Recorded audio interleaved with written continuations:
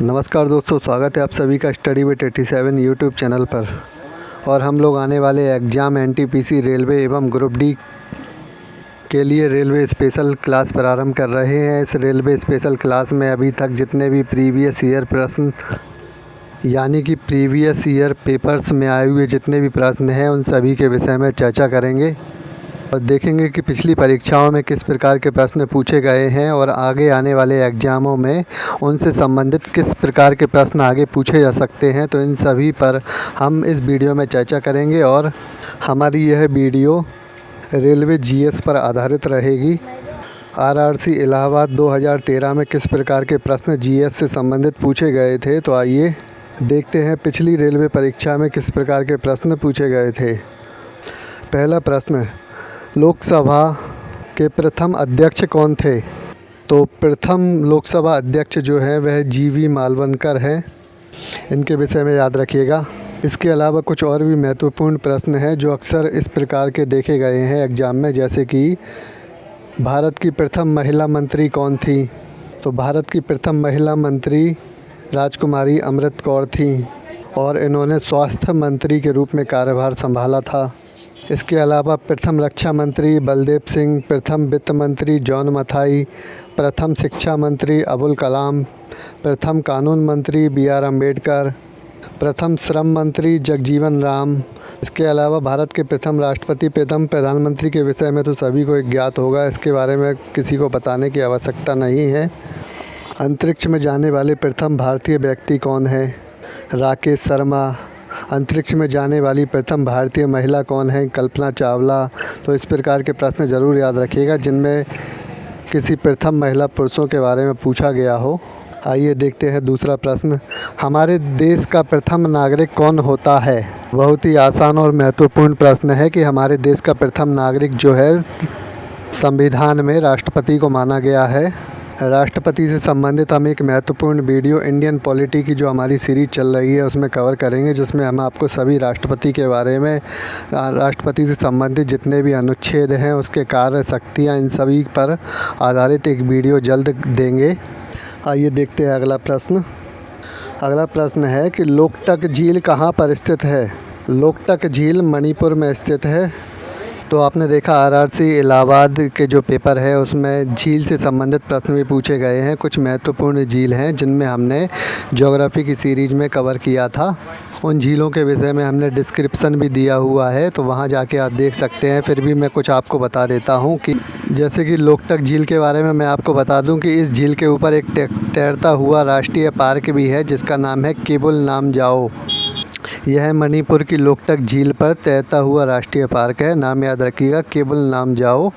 एक ओडिशा की चिल्का झील है जिसके बारे में काफ़ी प्रश्न पूछा जाता है कि यह भारत की सबसे खारे पानी की बड़ी झील है, चिल्का झील।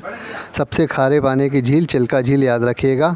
के अलावा जम्मू कश्मीर की एक बुलर झील भी है जो भारत की सबसे मीठे पानी की झील है। चंडीगढ़ में स्थित एक सूखना झील है जो प्रवासी पक्षियों के लिए प्रसिद्ध है। और एक प्रश्न और भी पूछा जाता है कि किस झील के अंदर भगवान बुद्ध की प्रतिमा लगी हुई है। तो आंध्र प्रदेश में स्थित हुसैन सागर झील में भगवान बुद्ध की प्रतिमा लगी हुई है। तो देखिए आपको झीलों से संबंधित कितने सारे प्रश्न मैंने बता दिए। इसके अलावा आप हमारी भूगोल की जो सीरीज़ है ज्योग्राफी की, उसमें जाकर आप प्रमुख झील और नदियों के विषय में देख सकते हैं। आइए देखते हैं चौथा प्रश्न, शिवाजी स्टेडियम कहाँ पर स्थित है। तो शिवाजी स्टेडियम जो है नई दिल्ली में स्थित है। तो देश के प्रमुख स्टेडियम के विषय में भी याद कर लीजिएगा जो अक्सर पूछा जाता है। देखिए अहमदाबाद में एक सबसे बड़ा स्टेडियम है भारत का, इसे सरदार पटेल स्टेडियम के नाम से भी जाना जाता है। कुछ इमारतें हैं जिनके विषय में भी प्रश्न पूछे जा सकते हैं। देखते हैं अगला प्रश्न, विश्व में चावल का सर्वाधिक उत्पादन करने वाला देश कौन सा है। विश्व में चावल का सर्वाधिक उत्पादन चीन में होता है, दूसरे स्थान पर भारत में। हमारी जो यूपी लेखपाल से संबंधित ग्राम समाज विकास की जो सीरीज चल रही है उसके अंदर आपको विश्व में कौन सी फसलें किस स्थान पर किस देश में जानी जाती हैं और भारत के किस राज्य में कौन सी फसल प्रथम स्थान पर है, इन सभी पर आधारित 2 वीडियो में हमने फसलों को कवर किया है, तो वहां जाके आप देख सकते हैं। अगला प्रश्न है, विश्व जल दिवस कब मनाया जाता है। तो विश्व जल दिवस 22 मार्च को मनाया जाता है। कुछ महत्वपूर्ण दिवस हैं जिन पर आधारित प्रश्न ज़रूर पूछे जाते हैं। ऐसे दिवस जो पर्यावरण से संबंधित हो उन पर अक्सर प्रश्न देखे गए हैं। तो आइए आपको कुछ दिवस के विषय में बता देता हूं, जैसे कि राष्ट्रीय मतदाता दिवस बहुत पूछा जाता है 25 जनवरी को, राष्ट्रीय विज्ञान दिवस 28 फरवरी को, अंतर्राष्ट्रीय महिला दिवस 8 मार्च को, विश्व जल संरक्षण दिवस, यह मैंने प्रश्न में बता दिया, 22 मार्च को, विश्व स्वास्थ्य दिवस 7 अप्रैल को, पृथ्वी दिवस 22 अप्रैल को, विश्व पर्यावरण दिवस 5 जून को, अंतर्राष्ट्रीय योग दिवस 21 जून को, विश्व युवा दिवस 12 अगस्त को, राष्ट्रीय खेल दिवस 29 अगस्त को, हिंदी दिवस 14 सितंबर को, अंतर्राष्ट्रीय अहिंसा दिवस 2 अक्टूबर, विश्व नागरिकता दिवस 19 नवंबर को, विश्व पर्यावरण संरक्षण दिवस 26 नवंबर को। करंट अफेयर्स में अक्सर इस प्रकार के प्रश्न पूछे जाते हैं कि कौन सा दिवस किस थीम अथवा विषय के साथ मनाया गया है। तो हमने करंट अफेयर्स की सीरीज में अभी हाल में मनाए गए सभी दिवस के विषय में करंट अफेयर्स की सीरीज में पढ़ाया है कि कौन सा दिवस किस थीम और विषय के साथ मनाए गए हैं। तो आप वहां जाकर देख सकते हैं। आइए देखते हैं अगला प्रश्न। बांसबदत्ता के लेखक कौन हैं? बांसबदत्ता के लेखक भास को माना जाता है। महत्वपूर्ण पुस्तकें भी आपको याद करनी होंगी जो साहित्य से संबंधित है या करंट अफेयर से संबंधित है। ऐसी महत्वपूर्ण हस्तियां जो राजनीतिक और साहित्य से संबंधित हैं उनके विषय पर एक प्रश्न ज़रूर पूछा जाता है। तो 2018-19 में एक पुस्तक नरेंद्र मोदी द्वारा लिखी गई थी, प्रधानमंत्री नरेंद्र मोदी के द्वारा। उस पुस्तक का नाम है एग्ज़ाम वॉरियर। उसके विषय में कई एग्ज़ाम में यह पुस्तक पूछी गई थी प्रश्न के माध्यम से। तो इस प्रकार के प्रश्नों को आपको कवर करना है। देखते हैं अगला प्रश्न। शरीर का गुर्दा किसे शुद्ध करने का काम करता है? तो शरीर के गुर्दे का जो कार्य है वह रक्त को शुद्ध करने का कार्य है। इस प्रकार के साइंस में प्रश्न पूछे जाते हैं कि शरीर के महत्वपूर्ण अंगों जैसे कि दिल, हार्ट, दिमाग से संबंधित ग्रंथियाँ, यकृत यानी लीवर, शरीर की प्रमुख नलिकाएँ हमारे शरीर में क्या कार्य करती हैं। तो इन पर आधारित प्रश्न पूछे जाते हैं जिन्हें हम साइंस की सीरीज में कवर कर रहे हैं। वीडियो आगे बढ़ाने से पहले कहना चाहूँगा इस प्रकार की वीडियो आगे पाने के लिए हमारे चैनल को सब्सक्राइब ज़रूर कर लें। अगला प्रश्न। नर और नारी के युग्मक के संलयन की प्रक्रिया क्या कहलाती है? इस प्रकार की प्रक्रिया निषेचन कहलाती है। तो इस प्रकार की प्रक्रिया क्रियाओं से संबंधित प्रश्न भी कई बार पूछ लिए जाते हैं। देखते हैं अगला प्रश्न। शुद्ध पानी का पीएच मान कितना होता है? बहुत ही महत्वपूर्ण प्रश्न है, अनेकों परीक्षाओं में अनेकों बार पूछा गया है। तो याद रखिएगा, शुद्ध पानी अर्थात जल का जो पीएच मान है वह 7 होता है। इसके अलावा कुछ और चीज़ों के भी पीएच मान पूछे जाते हैं, जैसे कि दूध का पीएच मान 6.5 होता है, मूत्र का पीएच मान 6 होता है, शराब का पीएच मान 4 होता है, खून का यानी रक्त का पीएच मान 7.4 होता है। नींबू पानी अथवा लाइम वाटर का जो पीएच मान है वह सर्वाधिक 11 होता है, परंतु नींबू के जो रस का पीएच मान होता है वह केवल 2.5 होता है, 2.5। तो ये महत्वपूर्ण पीएच मान मैंने आपको बताए, इनको याद कर लीजिएगा। पीएच मान के विषय में एक और महत्वपूर्ण मैं आपको बात बता देता हूँ कि किसी तत्व का पीएच मान 7 है तो वह उदासीन होता है। अगर पीएच मान 7 से कम हो तो अम्लीय होता है और 7 से अधिक हो तो क्षारीय होता है। यह भी पूछा गया है परीक्षाओं में, याद रखिएगा, इस प्रकार के प्रश्न पूछे जाते हैं। आइए देखते हैं अगला प्रश्न। चेचक किसके कारण होता है? तो चेचक वायरस यानी विषाणु के कारण होता है। सारू, जीवाणु, प्रोटोजोआ, इस प्रकार के प्रश्न इन पर आधारित पूछे जाते हैं कि वायरस से कौन सा रोग होता है, जीवाणु से कौन सा रोग होता है। इन पर मैं एक स्पेशल वीडियो आपके लिए कवर करूंगा जो साइंस की सीरीज में आपको देखने के लिए मिलेगी। अभी देखते हैं अगला प्रश्न।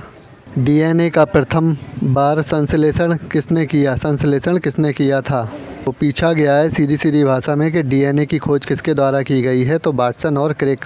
कुछ महत्वपूर्ण वैज्ञानिकों के बारे में पूछा जाता है कि किसकी खोज किसके द्वारा की गई है। इस पर आधारित वीडियो मैं साइंस की सीरीज में दे चुका हूं, जिसे आप जाकर देख सकते हैं। फिर भी कुछ महत्वपूर्ण आविष्कारों के विषय में मैं आपको बता देता हूं, जैसे जीवाणु यानी कि बैक्टीरिया की खोज किसने की? ल्यूवेनहॉक ने। विषाणु अथवा वायरस की खोज किसने की? इवानोव्स्की ने। पोलियो का टीका जॉन्स सॉल्क ने खोजा। बेराबेरी चिकित्सा आइजैक मैन ने। Genetic code Hargobind Khorana. चेचक का टीका एडवर्ड जेनर। इंसुलिन की खोज बेटिंग ने। और इसके अलावा इलेक्ट्रॉन, प्रोटॉन, न्यूट्रॉन के विषय में भी पूछा जाता है। इलेक्ट्रॉन की खोज जे थॉमसन ने, प्रोटॉन की खोज रदरफोर्ड ने और न्यूट्रॉन की खोज चैडविक के द्वारा की गई। इस प्रकार के प्रश्न पूछे जाते हैं, बहुत ही महत्वपूर्ण है। साइंस की सीरीज में वीडियो देख सकते हैं आप जा कर के। आइए देखते हैं अगला प्रश्न। राज्य लोक सेवा आयोग के अध्यक्ष और सदस्यों की नियुक्ति कौन करता है? तो राज्य लोक सेवा आयोग के अध्यक्ष एवं सदस्यों की नियुक्ति राज्यपाल के द्वारा की जाती है। राष्ट्रपति, राज्यपाल, अटॉर्नी जनरल, मंत्रिमंडल, इन सभी के विषय में हम इंडियन पॉलिटी की सीरीज में कवर करेंगे। तो अभी देखते हैं अगला प्रश्न। विश्व का सबसे बड़ा महाकाव्य कौन सा है? तो विश्व का सबसे बड़ा महाकाव्य महाभारत है। तो देखिए, ग्रंथों पर आधारित प्रश्न भी पूछे गए हैं। वैदिक साहित्य से भी एक प्रश्न आने की पूर्ण संभावना है। आइए देखते हैं अगला प्रश्न। यूएसए के प्रथम राष्ट्रपति कौन थे? यानी कि संयुक्त राज्य अमेरिका के जो प्रथम राष्ट्रपति हैं वह जॉर्ज वाशिंगटन हैं। अंतर्राष्ट्रीय करंट अफेयर्स पर आधारित प्रश्न भी ज़रूर पूछे जाएंगे, जिन्हें हमारी करंट अफेयर्स की वीडियो में देखा जा सकता है। अगला प्रश्न, देवदास के लेखक कौन है? तो हम पहले भी चर्चा कर चुके हैं कि महत्वपूर्ण रचनाओं के विषय में पिछले एग्ज़ाम में देखिए 2 प्रश्न पूछे गए थे, तो इस बार भी पूछे जाने की संभावनाएं हैं। अगला प्रश्न, बॉल का आविष्कार कहाँ हुआ है? तो आविष्कारों के विषय में मैंने आपको पहले भी बताया, और कुछ महत्वपूर्ण आविष्कार और भी हैं जिनके विषय में आप साइंस वाली सीरीज में देख सकते हैं। अगला प्रश्न है, शरीर में ऊर्जा किस स्वरूप में संग्रहित होती है? तो शरीर में जो ऊर्जा है एटीपी के रूप में संग्रहित होती है।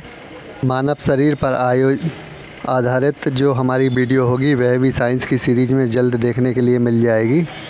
आइए देखते हैं अगला प्रश्न। शेर शाह के बचपन का नाम क्या था? तो शेर शाह के बचपन का नाम फरीद था, यानी कि शेर शाह यानी शेर शाह सूरी, जिसके विषय में हम इतिहास के मध्यकालीन भारत पर आधारित सीरीज में कवर कर चुके हैं, जिसमें हमने महमूद गजनवी, महमूद गौरी, दिल्ली सल्तनत, मुग़ल साम्राज्य के विषय में प्रश्नों के माध्यम से वीडियो कवर की हैं, जिनमें आप पूर्ण रूप से जानकारी ले सकते हैं मुग़ल शासकों के विषय में।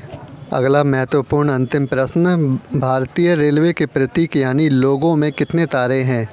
तो भारतीय रेलवे के प्रतीक जो लोगो है उसमें 17 तारे हैं। भारतीय रेलवे पर आधारित प्रश्नों से संबंधित हमने पहले 2 वीडियो दी थी, जिनमें हमने रेलवे पर अभी तक जितने भी प्रश्न पूछे गए हैं उन पर आधारित प्रश्नों को हमने उस वीडियो में कवर किया है, उन 2 वीडियो में, जिसे आप सीरीज़ में जाके देख सकते हैं। तो ये हमारे महत्वपूर्ण 20 प्रश्न थे जो इलाहाबाद RRC 2013 में GS पोर्शन में पूछे गए प्रश्न थे। प्रीवियस ईयर पेपर के प्रश्नों को इस प्रकार देखते हुए हमने अन्य प्रश्नों को भी साझा किया और आगे भी करेंगे। तो इस वीडियो को अभी हम यहीं समाप्त करते हैं। इस प्रकार की वीडियो आगे पाने के लिए देखते रहिए स्टडी विद 87। चैनल को सब्सक्राइब ज़रूर कर लें। धन्यवाद।